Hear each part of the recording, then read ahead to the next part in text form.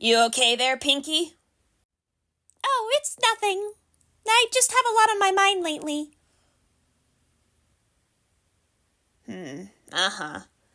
Let me guess. Something to do with Sonic? What? No, nothing to do with him. Nothing at all. Hey, if he's not part of the problem, then what is?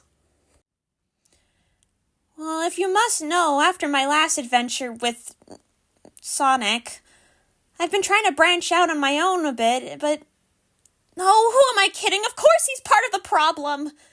You'd think I'd be over him by now, but after chasing him for so many years, I still feel something whenever I see him in action. A little flutter in my heart, my cheeks heating up. But then I remind myself he's never going to be interested. He's just gonna run off again on some big adventure without me. And that little flutter just sinks into a cold black pit in the center of my chest. But that's not really the whole story either. Ever since that last adventure, I've been trying to move on with my life, look for ways to spread just a little bit more love here and there. I tried getting back into work with the restoration, but with how much it's expanded and how well it's been running on its own ever since I resigned, there's just nothing for me to really get involved in.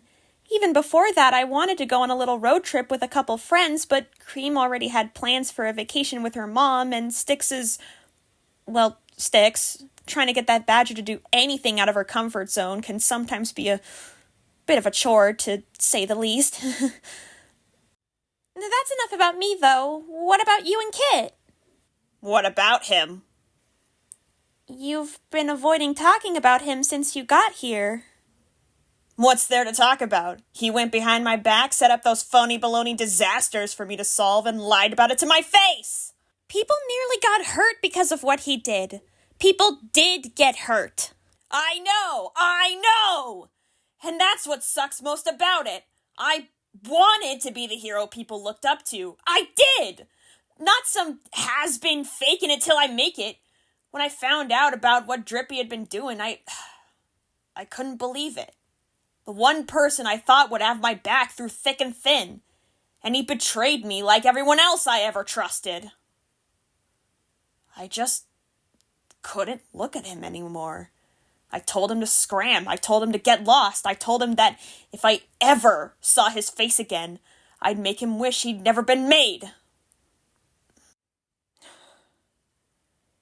If you had a friend go bad, and the only way to stop them was to end them, would you be able to do it?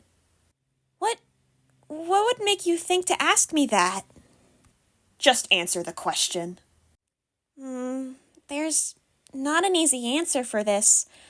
Back during the war with Eggman, I had to make a lot of hard decisions as one of the Resistance's only commanders. I had to send people into certain death who hadn't even held a weapon until Eggman threatened to take their homes. Some got hurt, some got captured. Not all of them made it out alive in the end. They'll never get the chance to be happy again. I never want to have to make that choice again, not if I can help it. But if you had to, what then? Would you be able to do it? Or would you just stand there as they destroyed everything you once thought mattered? If there was no other option, maybe. Maybe isn't good enough. If it was me who needed to be stopped at any cost, I think I'd want my friends to stop me. So yes, I would. So, you live around here now? When did that happen? I hadn't thought about it before when you offered me a place to crash, but I seem to recall you mentioning you lived somewhere out of town when we first met.